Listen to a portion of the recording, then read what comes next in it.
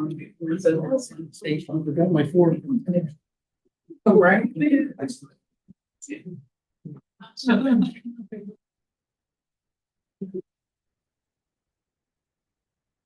have one. Good evening, everyone. I'm going to call to order the October 9 meeting of the Finance Committee of the Northern Virginia Transportation Authority. I want to welcome everyone who is listening to us, and I want to thank all the authority members here who are part of this committee. So welcome to everyone. Do we have a quorum, staff? Yes, sir. We do have a quorum, and attendance is that'll be reported. Is that right? Great, thank you very much. So the first action item is approval of the September 11, 2025 minutes. Are there any questions or comments about the minutes? Thanks very much. I'll entertain a motion the minutes be approved. So moved. Thank you. Is there a second? Second. Any further discussion? There being no further discussion, all those in favor signify by saying aye. Aye. Aye. Any opposed? And item passes unanimously. Next item on the agenda is the annual audited financial statements and compliance reports. Mr. Willoughby. Thank you, Chair Snyder. As a reminder, the Finance Committee is also the authority's audit committee. Michael Garber is here from PB Mears, the external independent auditing firm that we contract to undertake the audit. We have a PowerPoint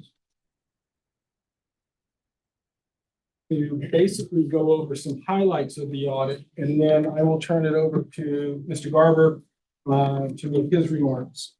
So first page. Starting last year, we tried to make our financial statements a little bit more user-friendly and put some more narrative in it. In the financial statements this year, especially on page 4 and 5, when you get a chance to look them up online, you'll see that we are talking about project delivery successes. The project delivery process basically presented about $109 million in project funding and actually has resulted in about $76.5 million going back into the PAYGO process. And I'll be talking about that hopefully a little bit later at the authority meeting, but we were approved for 2 positions for this fiscal year. You got to look at the startup time, so really less than 12 months. They managed to bring in $76.5 million in really good benefits. Part of this is money that was kind of sitting on the sidelines. And now by coming back into PAYGO, it can go back into the pot to be used for transportation projects. I also want to note that all those transactions happened, including some project withdrawals, et cetera, without any controversy. So it's not only our team working well, but your teams in the jurisdictions and agencies also worked very well. We just need some leadership to go through with that. We also note in there the authority's commitment to BRT. We have $880 million in BRT investments now. We note the BRT study that we did and the upcoming transaction for BRT as well. In the applicant pool for the next update to the 6-year program, there's one application for $460 million. So it's clear our investment in BRT routes is going to continue. For the use of funds, a couple of highlights. We do have basically a balance sheet that's a little over $2 billion. And we take pains in that to point out that that funding is committed to projects that will be coming down the pipe in the future. As I've said before, we are looking at a 17-year pipeline of projects that we need to make sure we have the funds available for. I also want to highlight, and this goes back to project delivery, our project reimbursements for fiscal 25 were $196 million. Which is up from $138 million last year. And a lot of that also was done by the focus on getting projects and keeping them moving. We don't want to see the money on the balance sheet. I know it's weird to hear that from a CFO, but we want to see it in transportation. That's where it needs to be. The authority ended the fiscal year with a positive revenue variance, which is our target. We want to end each year slightly positive so that we don't have to interrupt that 17-year stream. Revenue not assigned to an adopted project basically goes into the next pay-go update. The schedule of the authority's approved and adopted funding pending future appropriations. I'm just going to say, in front of you, you've got these two long printouts. And this is, again, part of our effort to make sure that people can understand the uniqueness of the authority. What this first report shows is projects that have received an appropriation, how much, when it occurred, et cetera, and a little understanding of the projects. And this is all projects that have received an appropriation. So as you look at the table, you have the appropriated funds, which is the amount the authority approved from the project, actual invoicing, and where you have a blank in the remaining appropriation basically means that project is spent out. If actual invoicing is less than the appropriated, that project ended with a balance that went back to pay-go. The next report, which is 2 pages in, page 78 at the bottom. It's the last page in your handout. These are projects that have been approved, but that are in adopted programs that have not received an appropriation yet. So what this tells you, obviously, is the amount of money and the amount of projects that the authority is overseeing and funding. And it also tells you how committed our money is, just in case anybody in Richmond has any doubts while they're looking through our financial statements. So that's kind of the message in there. Go through to them. So on this slide, if the bottom line is the 30% funds, the top line is the total revenue. So if we take every dollar in, some of you have a spoiler alert because you might have seen this, heard this last year. If we're splitting every dollar we bring in between 30 and 70, why is that middle line, the 70%, so much higher, disproportionately higher than the 30? The difference is the investment portfolio. Because all of the revenue from the investment portfolio goes to the regional revenue fund. And I think I've said this before, but I just like saying it, so bear with me. In 1 month, the investment portfolio is paying the entire year's operating budget plus $2 million. Hey. I'll clap. It's not often a government entity can make a statement like that. And again, setting up the investment portfolio, this committee has given us everything we need to manage it and run it in a safe way, and produce those results for you. There aren't many government agencies sitting. So I think we can skip the next slide, and I will turn it over to Scarby.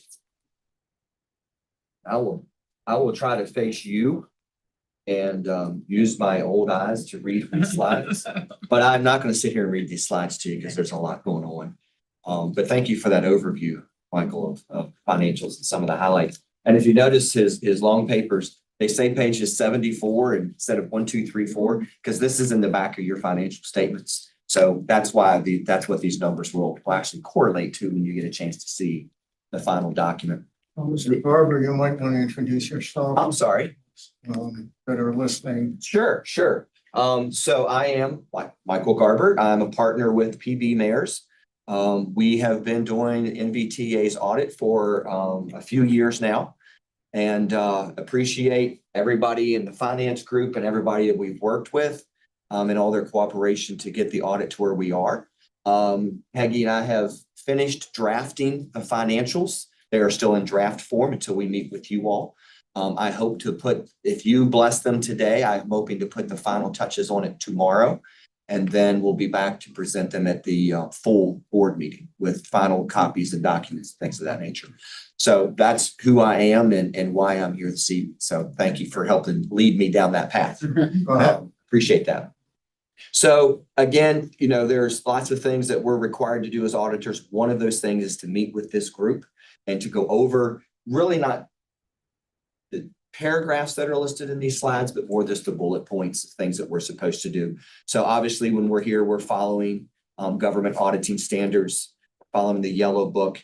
The Auditor of Public Accounts in Richmond has different things that we're supposed to, they have a document called Specifications for Authorities, Boards, Commissions. We follow that document as well. So that is our responsibility to perform your financial statement audit. I think we can probably go to the next slide. Thank you very much. Make sure I am. So some of the items we're supposed to just communicate with you. If there's ever any issues in discussion of accounting policies or practices, and there's varying areas you could go, then we have to decide which direction we're heading for the authority. We don't have anything like that for you guys. So there's really no gray area there that I need to explain. We did adopt 2 new GASB pronouncements this year. Neither had an impact on your financial statements, or a significant impact, I should say. And so there's really nothing there to point out to you. When I say there are no significant or unusual transactions, except for having $2 billion of investments, which is unusual for a lot of local governments, but for you all, it's not. So there's really not much to point out there. And I know you get lots of reports and thanks to Michael and that. No audit adjustments were noted from us, and there were no uncorrected adjustments as well.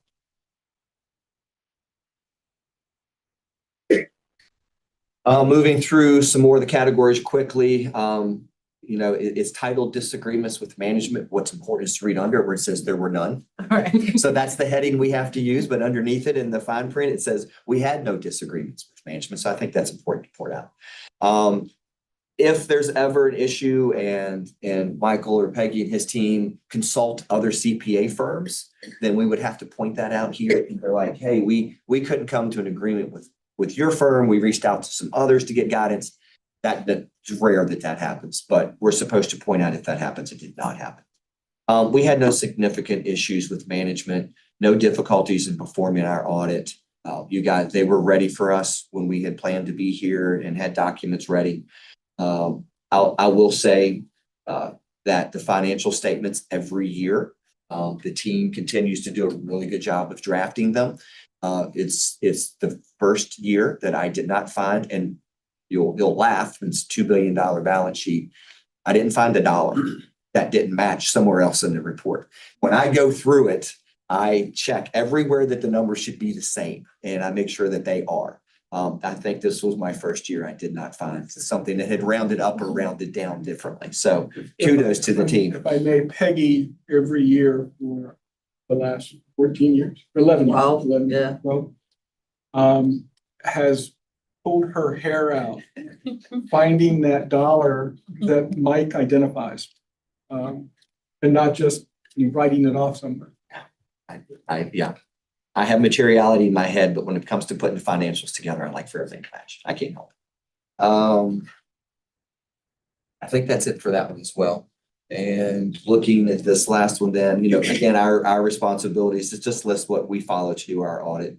Your responsibilities as this group is to make sure we've met, to make sure any questions you have, you've asked, if there's any concerns that you may have, let's make sure that we get those addressed. And the other piece of that puzzle is making sure that I stay independent of the audit. So, if they hire me to do some other type of consulting or things of that nature, we need to make sure you're aware of that. And there hasn't been any other consulting that we've done, and to make sure that that doesn't mess up our independence to do it. So that's kind of some of your responsibilities as well. And then lastly, and I haven't talked about this, usually I start with it. So internal control and compliance, there's a report in the back that we do. We had no issues or findings this year, so nothing to put in that report, so it's clean. And I'll end with the important piece of the audit is you will get an unmodified opinion on your financial statements, which is, put in quotes, the clean opinion is the one you're looking for. And then at the very end, we will also include a letter called audit communication or communication of the audit. That'll have all of those things I just went over. Will be put in print for you all, as well as a copy of the representation letter and any management letter comments that you may have. That will all be included in those final documents. Thank you. Do committee members have any questions? Questions about the process, questions about the findings? Any questions at all from committee members? How much you think mayor's been in business? So, wow. I don't know. No, that's fine. So our firm, we are approximately about 400 people in our firm. We have offices mostly in Virginia, Maryland, and North Carolina. We're up to 12 or 13 offices now. I and another lady out of the Harrisonburg office co-lead our government niche team. So she and I do almost all of our auditing. And then we have some other partners who do local government work as well. And so all of the reports that we issue have to come across either her desk or my desk for review from the firm. And we actually have an office here in Fairfax. We have two at the moment. We just purchased a firm last October. It's been about a year. And we just we can't get out of the leases. So we're paying for space in two places, and one of them is almost completely empty. We've moved everybody into one office, which is fine. And so we actually have a location here in Fairfax. And you've been around for how long? Well, PB Mayors and prior names have been around for probably over 60 years. If I took you through the history, it was before me. Yeah, so, the firm started actually in Harrisonburg, branched out to Warrenton, Fredericksburg, and Fairfax. Then, and those four offices for quite a while. Then we merged with another firm that was kind of Charlottesville East. They had four offices as well and a Fairfax location. We merged. And we operated that name. That's when we became PB Mayors. We've probably been PB Mayors for 10 to 12 years. And then from there, we've acquired Rockville, Baltimore, some offices in North Carolina and the East Coast as well. So I tell people all the time, I haven't moved out of my office, but I've been there for at least 4 different names. My card has changed, but I have not moved my chair through 4 name changes. So yeah, no, thank you for the question. I apologize. Chairman Snyder tried to lead me down the path. I just didn't go far enough. Sarah Jefferson. No, I just had a quick question. You said the investment portfolio, 1 month of returns pays for what, a year of operational costs? Did I hear that? Plus $2 million, Plus $2 plus an million. additional $2 million.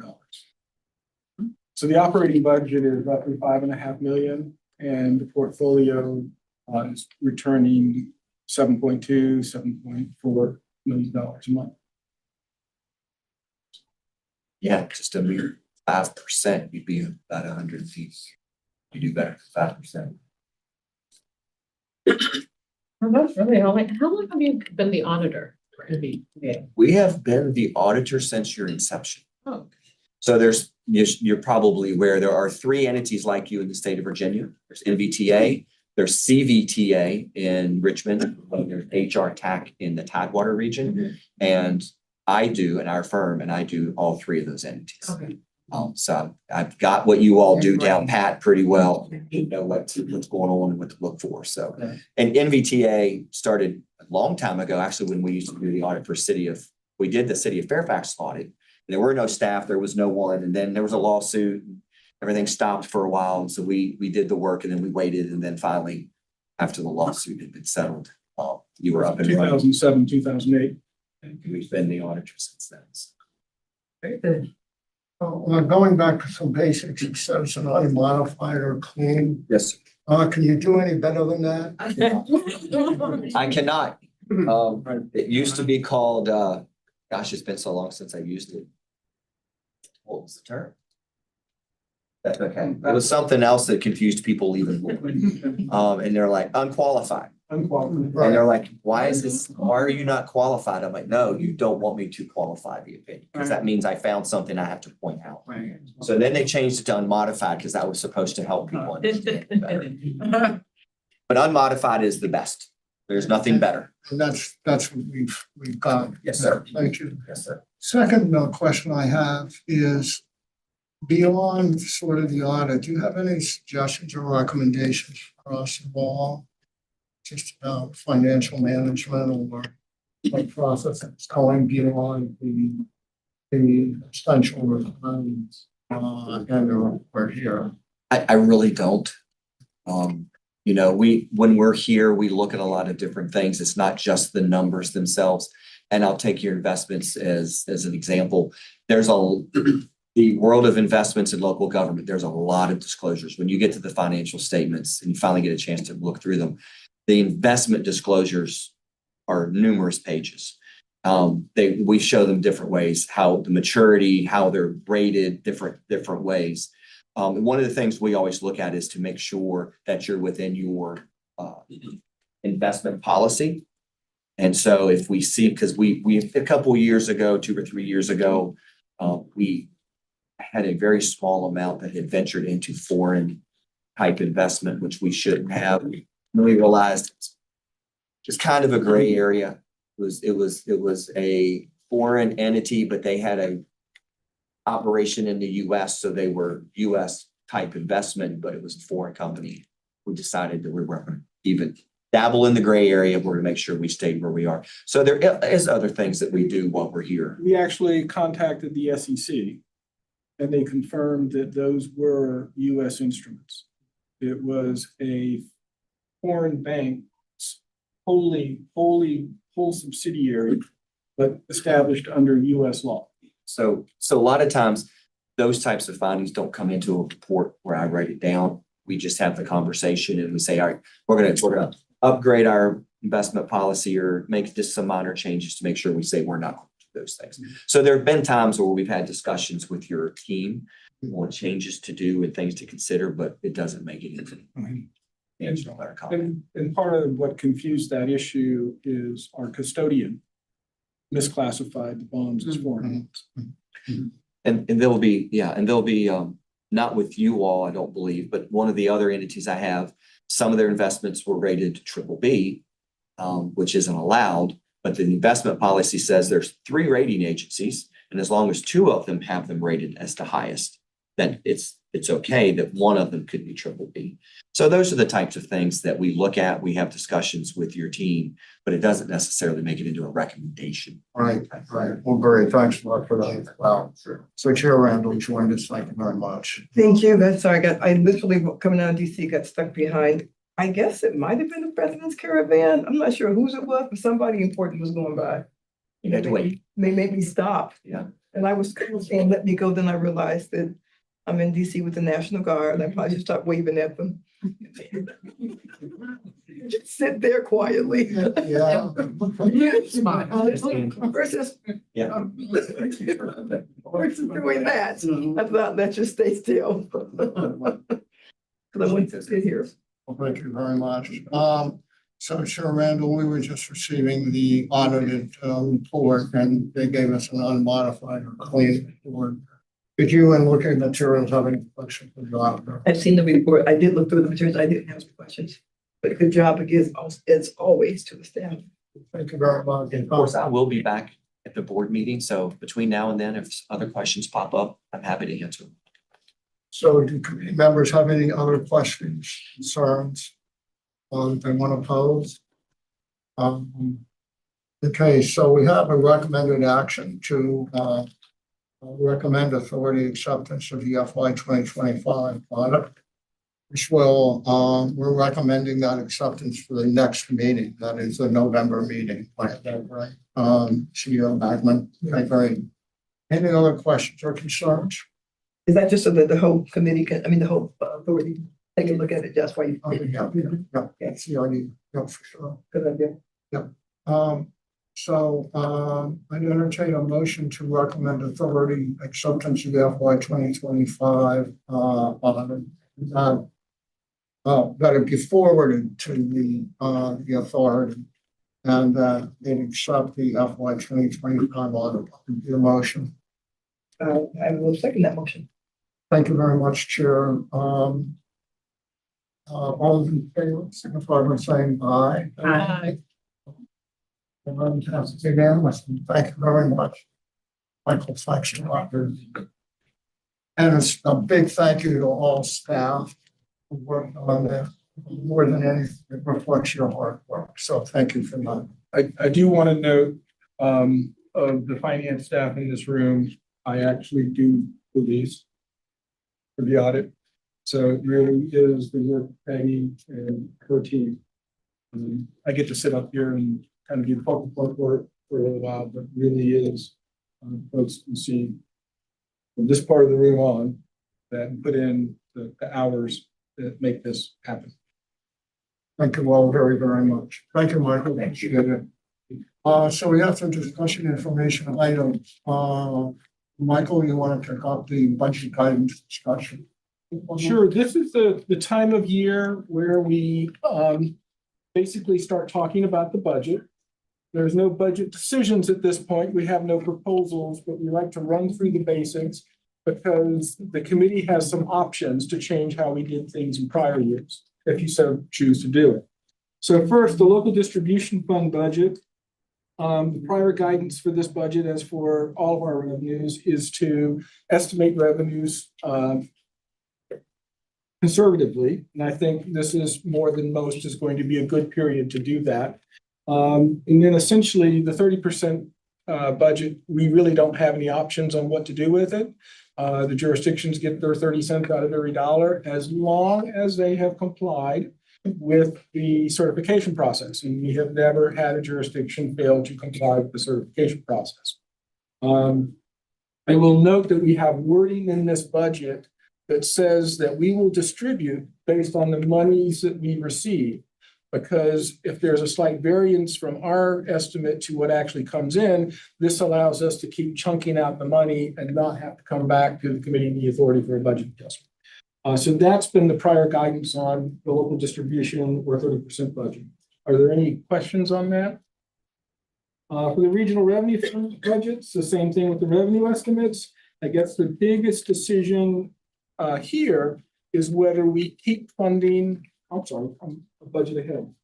The revenue projections, the pay-go, when we get to the pay-go, one of the things I do want to point out this year is we are planning to do our revenue estimates and therefore pay-go estimates a little later in the cycle. Simply because of the uncertainty that's going on in the economy. We will obviously have these ready for the budget season, but our target really is to have numbers ready for the 2-year update. Chair Randall, we were talking a little bit before during the audit presentation that the operating budget really is not a significant factor.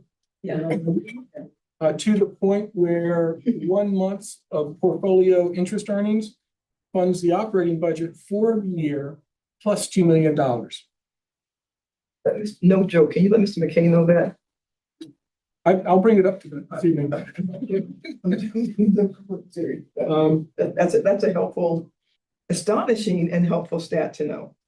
So whereas, your operating budget is obviously a big issue in your jurisdictions, it really, the focus for us is funding the 6-year program updates. So we may run those estimates a little later in the cycle than we normally do, just to get a lot of this uncertainty is the word I keep using behind us. Yeah, Mr. Chairman, may I ask a question? That's please. If you do run them later, if positions were approved, would you hire those later also? They're not really, they don't correlate. Okay. So that's the regional revenue fund budget. The big question there is actually on the operating budget is, do we pull the operating budget from the regional revenue fund, or our other options in statute is we divide up the cost of the operating budget by population and ask the jurisdictions to make a contribution based on population. How much more work for staff is that? it's not too much more work, but it really, we used to do it that way, but then we actually petitioned the General Assembly, or we've already petitioned the General Assembly, and they allowed it to just come from the regional We revenue. had a bill that in 2019, I believe, that allowed us to pay out of the regional revenue fund. There, before then, most localities are paying out of their 30%. I don't see any issue keeping it out of the regional revenue. So it's the logical place to do it. And again, the operating budget is less than a rounding error on the regional revenue. So with that, next steps will be, we'll be back in November through January with budget proposals, checking in with you. We'll do a base budget plus increases that are like contractual or inflationary increases. We'll have that second column for any new budget initiatives that will cost out separately and describe to you. March, we'll have additional discussion if needed, and then look for authority approval in March or April, which is pretty consistent with the timelines you do in your jurisdictions. With that, this is a discussion item. I think I've got the direction I need. And if there's any questions, I'll be glad to reply to them.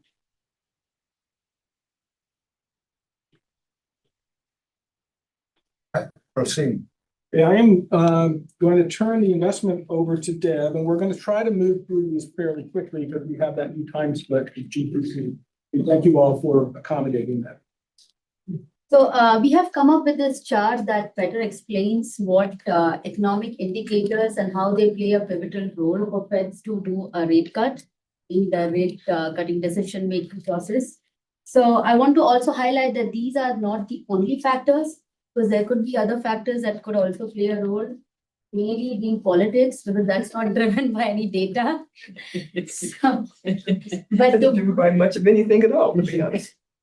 But to begin with, inflation. So this is the consumer price index and personal consumption expenditure.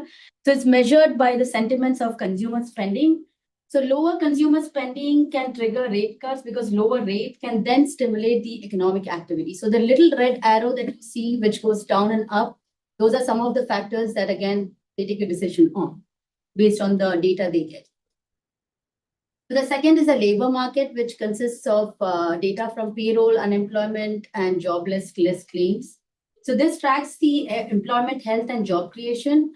So rising unemployment and more people filing unemployment claims and slower job growth indicates economic slowdown. So again, cutting the rate would indicate support like hiring and support employment. So the third is the growth data, which is the data is measured by GDP, retail sales, and PMI. PMI means Purchasing Managers Index, which is the manufacturing sector. So this reflects the pace of economic expansion and business activity. So slower growth of service and manufacturing industry can demand for a rate cut, because this can again ease the monetary policy and stimulate demand. The fourth is the housing and credit markets. So this reflects the borrowing condition and the housing demand. Higher mortgage and credit rate can dampen the business and economic activity. So cutting rate would boost these sectors and also lower financing costs. The fifth is the sentiment. This is like an overall consumer and business confidence, which is this gauges the optimism about the economic condition in the economy and the market. So the falling confidence signals for a weaker spending and weaker investment. So that again triggers for a rate cut. So the last one is the global stress or market conditions. So this is like trade tension between countries, slower growth, global slowdown. So that again triggers for a rate cut, because this can, bad global conditions or can trigger that tighten the financial condition between the countries. So these are few factors that we have noted down that triggers for Fed decision to cut rates. And to add in the global, the federal shutdown actually made the delay of reports for the job reports and the jobless claims report that's supposed to be released. We're not seeing any of these data points on Bloomberg since the shutdown. Yeah. Mr. Chairman, may I ask that question? Okay, so that was my question. And I know supposedly the September numbers should have been able to come out because they were ready, but they weren't released. So be that as it may, there is also talk that the administration may stop releasing job numbers altogether. Based on if they believe they're helpful to them to release. What happens if some of these numbers are just not being released at all? How do you make decisions if that happens? It'll eventually get released when the shutdown is over. No, Is that what it's I'm not saying? sure it would be released when the shutdown is over. The administration has signaled that they may stop releasing the numbers altogether. There are a variety of economic analytic firms that do this. Okay. But the federal numbers have always been the gold standard because they are considered, until recently, to be completely non-biased, nonpartisan. You've got think tanks doing economic research and stuff like that. They have their views, et cetera, et cetera. So what we lose is that gold standard impartiality. So currently, when Deb and I are talking about investments and talking about a lot of economic news that comes out, we always have to check each other because the perspective is the buy side. We are a buy side. We run a portfolio, we buy securities. You, as jurisdictions, are actually more focused on the sell side. What's the cheapest you can sell your bonds for? And so you constantly have that tug between those two perspectives. And the services the feds played was their data was supposed to be, neutral on even the buy side, sell side. You leave the federal data, anything you get in our world, we always have to go back and go, is this firm or is this association more aligned with the buy side or more aligned with the sell side? Most of the market is aligned with the sell side because that's where they make most of their money. So sorry, go ahead. I don't know. Okay. So again, what is being suggested and has been actually said by the president after the August numbers came out and they saw them and they weren't pleased with what they saw was that they were perhaps going to not release numbers at all. So if we have to do it, if numbers come out from a third party and then somebody decides, are these numbers correct? Are they buy side, sell side, nonpartisan enough? Is that all the things you all will look at and then kind of look at it and then kind of do an aggregate of all the numbers you see and then make decisions? We would have to look and see anything you get from the private sector has a bias. That's my carte blanche perspective. Even a Bloomberg or in anything. Well, Bloomberg reports information from other sources. It doesn't. So, okay. It does create some, but we would still have that. Bloomberg, I can tell you right now, would be on the sell side. Okay. That's where they make their money. And then one last question. So when you talk about international forces, I'm assuming that you all in these discussions are we trying to remove the politics from all the stuff that's going on and just look at the numbers of what we're doing, U.S. is doing internationally? Are you talking about U.S. relations? Or are you talking about just flat bottom line numbers? Well, a couple of things. On the trade issue, we're looking to see how tariffs and trade are impacting our economy and then, where the Fed is going to make decisions. As Deb said, uncertainty in international trade is a reason to keep the rates up. Oh. So the entity that's, I'm trying to be polite and neutral, but the entity that is creating uncertainty in international trade is at the same time arguing for rates to go down. Now, what we do look at for international trade and et cetera is that the banks that we talked about earlier, where it is a foreign bank, but issuing US securities in the US market under US law, very legal. But a couple months ago, Deb and I said, even if we have the opportunity to buy a corporate note issued in the US, legal investments for us, but that's part of a French bank, we're going to forego the opportunity. Thank you very much. Because France is in a desperate financial situation, as you can see, with 4 prime ministers in less than a year and a budget deficit that's just killing them. Okay. And they don't seem to, the public doesn't seem to be willing to do the pain to get under control. It's not so much that our security is in itself going to crater because of that. It shouldn't because of US law. We frankly just don't need the drama. I like that. We don't need the drama. And it's part of it is just headline risk. One of the risks we manage is headline risk.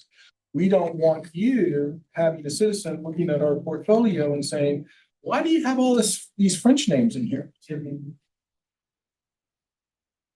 That's true. Sure, absolutely, Madam Chair. And you look at the Virginia investment pool and see where you can do better than that, or, how do you? Only when they're doing better than us. When they're doing better than us, yes, we look and see how they're doing. If they do better than us, then we look at them to see. Yeah, but their investment strategy and what they're investing at, is that in your eyesight? Is that something that you're looking at?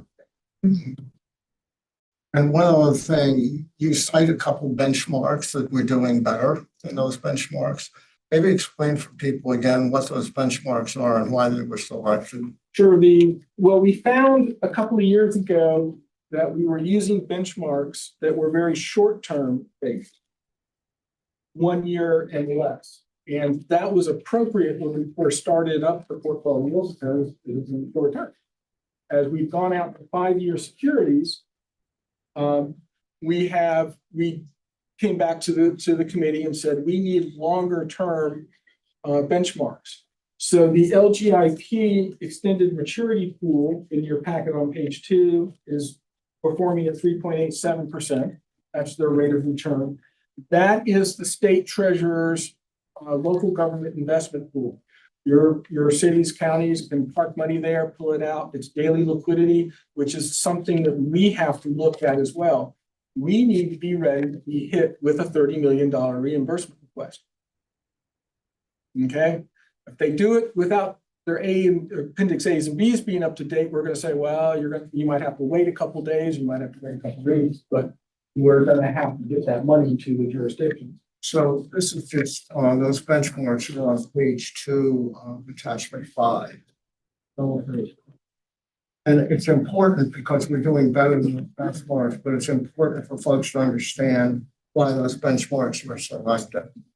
So that was selected because the state treasurer's pool is very much like where we are. They've got a 5-year horizon for maturities, but they have to be prepared to be hit with large withdrawals at any time.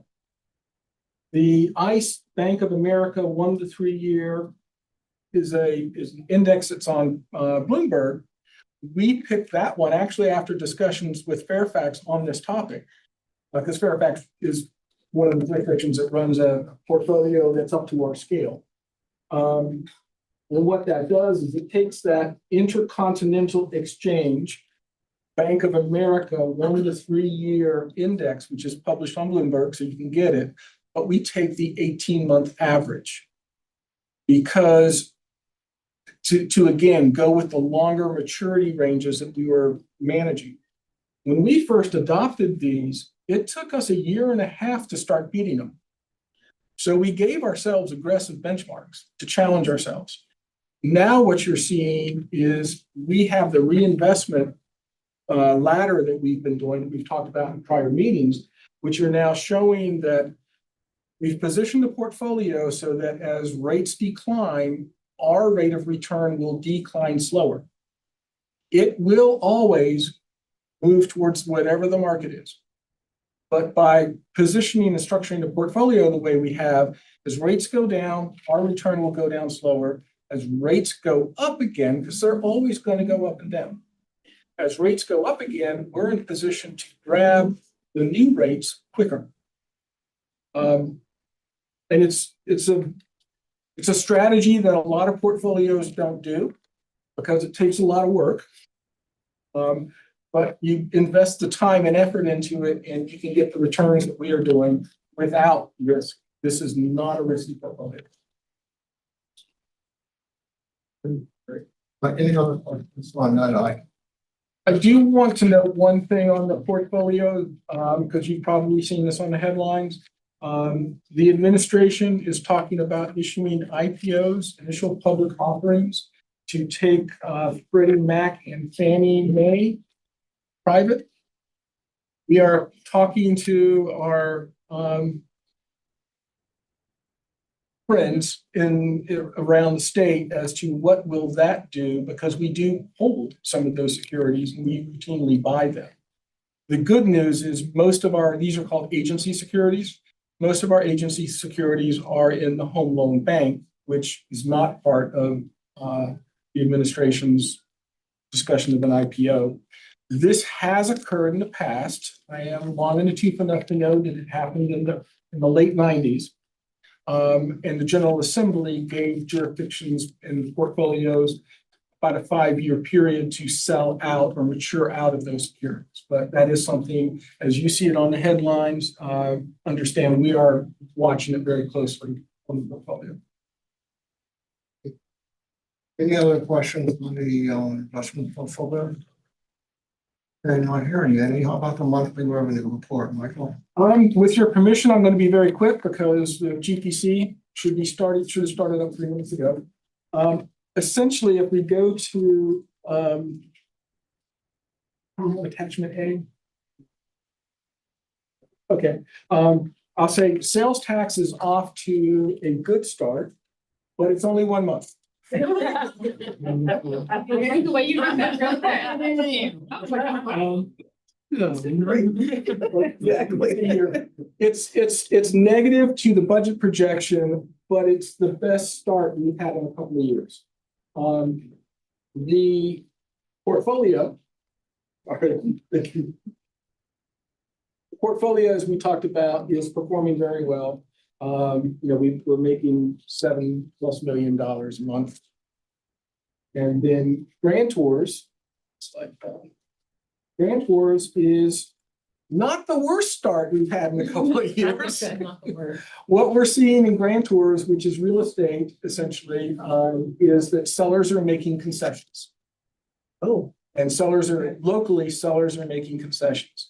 So that's driving an increase in transaction volume, which is good for our view of the real estate market, not so good for yours. it's strange how fast that changed, because 1 year ago, it was 1 year ago, people were buying homes sight unseen and without inspections and things like that. Now, today sellers are making concessions. I mean, houses are on the market longer, people are getting laid off or furloughed. I know. That's it. Sadly. And the seller concessions can take a lot of different forms. They can be paying, because now the buyer and selling agents rates are negotiated differently or separately, and they may be foregoing inspections. Well, that's a buyer That's a concession. buyer concession. But they may, they'll be doing things to just try to make it easier. But ultimately, your assessors factor all that in when they come up with your January 1st tax situs date value of real estate. Ours haven't gone down, but anybody else's. No, well, I was gonna say, when you're talking about selling, because I actually sold an investment property, one of the biggest concessions now, because for those of you who are not aware, when you are selling a house, you or actually people who are buying a home, that's a better way of putting it, they have to pay their own real estate fees now. And a lot of times the seller is now paying for that. That was different than before, where the seller paid for, both. But that's one of the biggest concessions, and that's something, that a lot more people are doing right now. So really very early to tell on revenue, but no storm clouds to look at this point. On the operating budget, we're 15% of the way. we're 16, almost 17% of the way through the year. We only use 50% of the budget. All the lines are where there's nothing, no concerns there.